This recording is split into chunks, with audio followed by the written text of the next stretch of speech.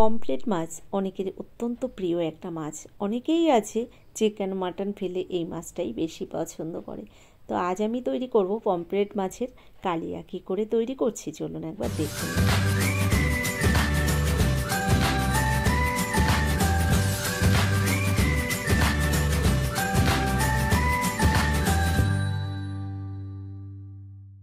Pomfret মাছের কালিয়া তৈরি করার জন্য এখানে আমি বড় বড় সাইজের 3টে পমফ্রেট মাছ নিয়েছি। আর মাছের সাইজগুলো দেখে নিশ্চয়ই আপনারা বুঝতে পারছেন প্রায় 1 বিঘা পরিমাণে বড় রয়েছে মাছগুলো।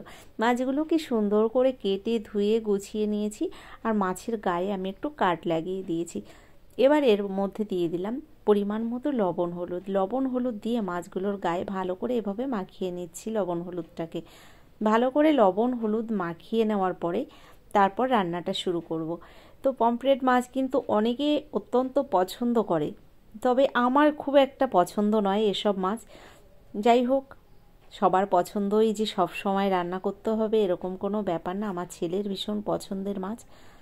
তো এই মাছটাকে আমি ভালো করে লবণ হলুদ মাখিয়ে নিয়েছি। প্রথমেই মাছগুলোকে আমি ভেজে নেব। তো এখানে লবণ হলুদ মাখিয়ে নেওয়ার পরে আমি কড়াইতে তেল গরম বসিয়ে দিয়েছি। তেলটা এদিকে গরম হচ্ছে। এবার এই তেলের মধ্যে ভালো করে মাছগুলোকে ভেজে নেব। নমস্কার বন্ধুরা, কেমন আছেন সবাই? নিশ্চয়ই সবাই ভালো আছেন, আমিও ভালো আছি। টিয়া রান্নাঘর থেকে আমি তন্দ্রা আজ নিয়ে এলাম পমফ্রেট মাছের কালিয়া রেসিপি। সম্পূর্ণ ভিডিওটি দেখার অনুরোধ রইল। আর ভিডিওটি দেখতে দেখতে যদি আপনাদের ভালো লেগে যায় একটা লাইক দিয়ে আমার পাশে থেকে যাবেন। দেখুন, এখানে কড়াইতে তেল গরম করে আমি মাছগুলোকে তেলের মধ্যে দিয়ে দিয়েছি। আর মাছগুলোকে একটু লাল লাল করে ভেজে নেব। আর এখানে কিন্তু আমি সর্ষের তেলেই মাছটা ভেজে নিচ্ছি। আচ্ছা বন্ধুরা, আপনারা পমফ্রেট মাছ খেতে কে কে পছন্দ করেন অবশ্যই আমাকে জানাবেন। আমার খুব একটা পছন্দ নয় এই মাছটা, তবে সামুদ্রিক মাছ আমি ভীষণ পছন্দ করি। পমফ্রেট মাছটা আমার খুব একটা পছন্দ নয়। এই মাছটা আমার ছেলের অত্যন্ত প্রিয় একটা মাছ। ও কিন্তু যদি বাড়িতে চিকেন মাটন রান্না হয়ে থাকে তবে চিকেন মাটন বাদ দিয়েই কিন্তু এই মাছটাই পছন্দ করে থাকে। তো এতটাই পছন্দ করে, বাজারে দেখা মাত্রই কিন্তু ও যখনই বাজারে মাছ কিনতে যায় পমফ্রেট মাছ দেখলেই কিন্তু ও নিয়ে আসে। তো দেখুন, মাছগুলোকে আমি সুন্দর করে ভেজে নিয়েছি আর একটু লাল লাল করেই ভেজেছি। তো বন্ধুরা, এখানে মাছগুলো ভাজা হয়ে গেছে, এবার নামিয়ে নেব। তো পমফ্রেট মাছ তো ভীষণ নরম একটা মাছ। দেখুন, আমি মাছের গায়ে একটু কাট লাগিয়ে দিয়েছিলাম। তো এখানে মাছগুলো দেখে মনে হচ্ছে কাটা থেকে আস্তে আস্তে ছাড়িয়ে যাচ্ছে। তো এখানে 3টে মাছ আমি নিয়েছিলাম। বাকি যে মাছটা রয়েছে এই মাছটাকেও তেলের মধ্যে আমি ভালো করে উল্টে পাল্টে ভেজে নিচ্ছি। তো মাছগুলো এখানে সব আমার ভাজা হয়ে গেছে।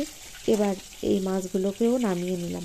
মাছগুলো নামিয়ে নেওয়ার পরে ওই তেলের মধ্যেই রান্নাটা করব। তো ফোড়নে দিয়ে দিচ্ছি এবার কিছুটা কালো জিরে।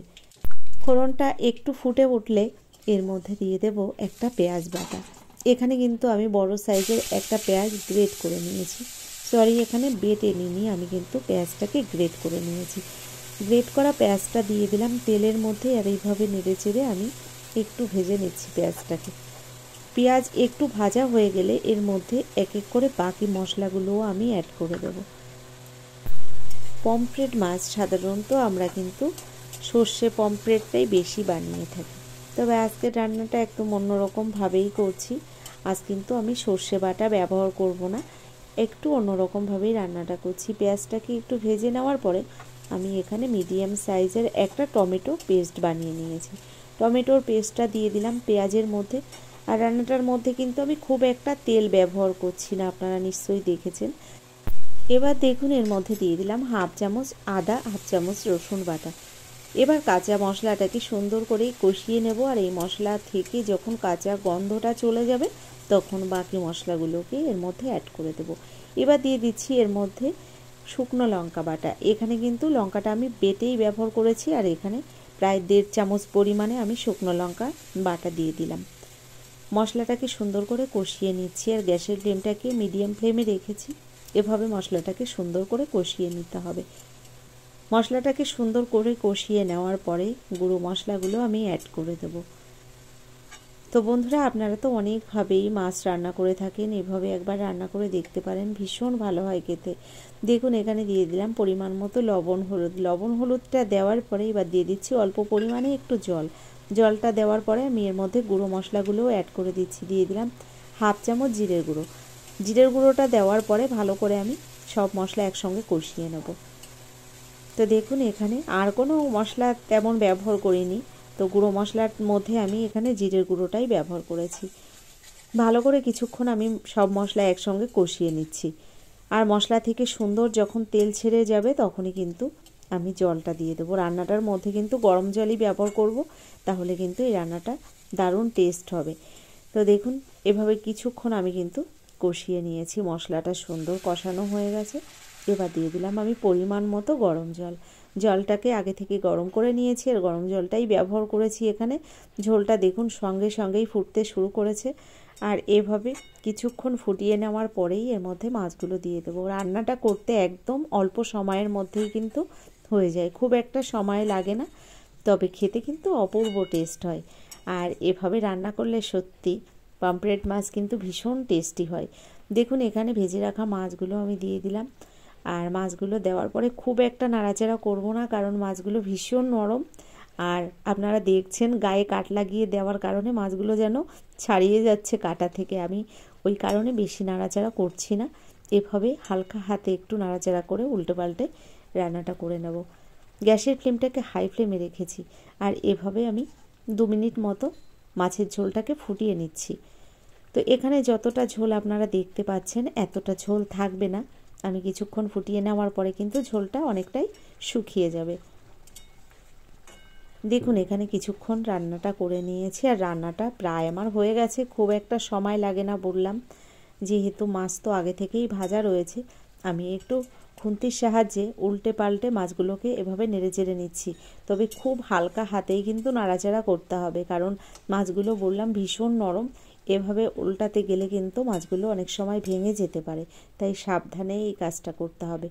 রান্নাটা প্রায় হয়ে গেছে, নামিয়ে নেওয়ার আগে দিয়ে দিলাম অল্প পরিমাণে একটু গরম মশলা গুঁড়ো, আর নামিয়ে নেওয়ার আগে দিয়ে দেব কিছুটা ধনেপাতা কুচি। তাহলে একদম রেডি। তো কত সহজেই দেখুন রান্নাটা করলাম আমি, তবে খেতে সত্যি ভীষণ টেস্টি হয়েছিল।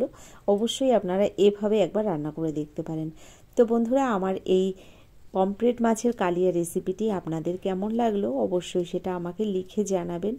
যদি আমার এই ভিডিওটি আপনাদের ভালো লেগে থাকে, এখনও একটা লাইক দিতে ভুলে গেছেন, অনুরোধ করব একটা লাইক দিয়ে। যারা এখনও আমার চ্যানেলটিকে সাবস্ক্রাইব করেননি, অবশ্যই আমার চ্যানেলটিকে সাবস্ক্রাইব করে আমার ভিডিওর পাশে থাকা বেল আইকনটি ক্লিক করে নোটিফিকেশানটা অল করে দেবেন।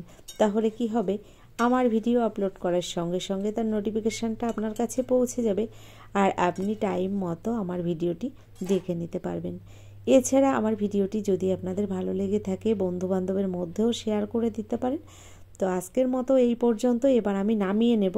তো দেখলেন তো কত সহজেই তৈরি হয়ে গেল পমফ্রেট মাছের কালিয়া, আর দেখতে দেখুন কতটা লোভনীয় হয়েছে। আজকের মতো এই পর্যন্তই, পরবর্তী ভিডিও নিয়ে আবার চলে আসব। ধন্যবাদ সকলকে।